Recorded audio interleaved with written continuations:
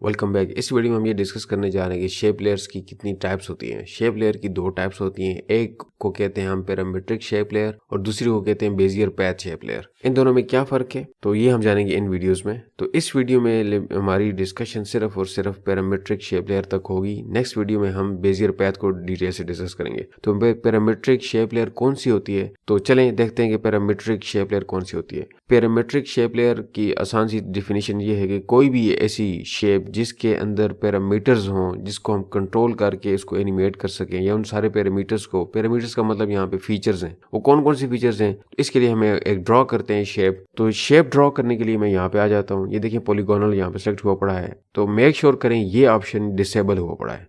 ये हम हमारी नेक्स्ट वीडियो का टॉपिक है। तो लेट्स से इसको डिसेबल किया हुआ है हमने और यहाँ से हम एक शेप बना रहे हैं। देखिए ये एक हमारे पास शेप लेयर बन चुकी है। तो इस तरह की शेप लेयर को हम कहते हैं parametric shape layer. Parametric shape layer क्यों कहते हैं? बिकॉज इसके पैरामीटर्स होते हैं। कौन से पैरामीटर्स? पैरामीटर्स क्या होते हैं ये देखिए, ये सारी चीजें हैं, ये खैर हर शेप में होंगी, दूसरी शेप में भी होती हैं। तो इसके ये वाले पैरामीटर्स हैं, राइट। इन पैरामीटर्स को मैं अपनी मर्जी से एनिमेट कर सकता हूँ। ये इसके पॉइंट्स, ये देखो 5 हैं, इनको मैं इंक्रीज करके बिल्कुल सर्कल बना दिए। 31 पॉइंट्स पे ये सर्कल बन गई है। देखें ये कम ज्यादा कर सकते हैं। 3 इसके अभी शेप 3 कॉर्नर्स हैं, इसको मजीद आप कम ज्यादा कर सकते हैं। तो इन सारों को मैं एनिमेट कर सकता हूँ। जहां जहां पे मुझे स्टॉप वॉच नजर आ रही है, इन सारे पैरामीटर्स को मैं एनिमेट कर सकता हूँ। देन इसकी पोजीशन जो है इसको एनिमेट कर सकता हूँ। रोटेशन के एक पॉइंट से दूसरे पॉइंट में रोटेट होके जाए, वो हम कर सकते हैं, राइट। और ये आउटर रेडियस को हम इस तरह एनिमेट कर सकते हैं। देन हमारे पास आउटर राउंडनेस है कि ये आखिर में जाके ये राउंड हो जाए, इसको भी हम इस तरह बना भी सकते हैं, एनिमेट भी कर सकते हैं। तो ये वो पैरामीटर्स हैं जिनकी वजह से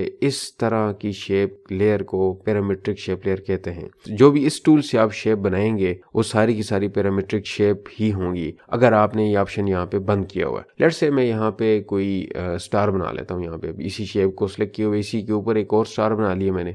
इसके अपने पैरामीटर्स होंगे। देखें ये मैंने यहाँ पे पॉली स्टार 2 ये सिलेक्ट हो गया। इसके यहाँ पे देखें अगेन वही कितने पॉइंट्स हैं, देखें आप कम ज्यादा कर सकते हैं, इसकी पोजीशन चेंज कर सकते हैं, इसकी रोटेशन, वही रोटेशन को आप एनिमेट कर सकते हैं। देन इसका इनर रेडियस है, राइट। ये देखें अभी बाहर निकल रहा है इनर रेडियस, राइट। तो ये इस तरीके से कर सकते हैं। देन इसका आउटर रेडियस है और देन इनर राउंडनेस है, इसकी राउंडनेस क्या हो स्टार की, राइट। और इसकी आउटर राउंडनेस है। तो ये सारे ऑप्शन जो हैं मुझे अवेलेबल होते हैं पैरामीट्रिक शेप लेयर में, और इनको मैं एनिमेट भी कर सकता हूँ। एनिमेट करने का वही आसान सा तरीका होता है कि आप जो है शुरू में एक की फ्रेम ले लें किसी भी चीज़ के। आउटर रेडियस को मैं करना चाह रहा हूँ, मैंने की फ्रेम लगा दिया। देन मैं आ गया 6 सेकंड के ऊपर और आगे दोबारा इसकी वैल्यू मैंने कुछ चेंज कर दी। तो अभी ये इधर से इधर तक जो है अपनी वैल्यू चेंज कर रही है, राइट। तो ये वो सारे पैरामीटर्स हैं या फीचर्स हैं या प्रॉपर्टीज हैं जिनको मैं एनिमेट कर सकता हूँ। इस वजह से इसको पैरामीट्रिक शेप कहते हैं। तो इस वीडियो में हमने देखा कि पैरामीट्रिक शेप क्या होती है। बहुत आसान लफ्जों में कोई भी ऐसी शेप जो यहाँ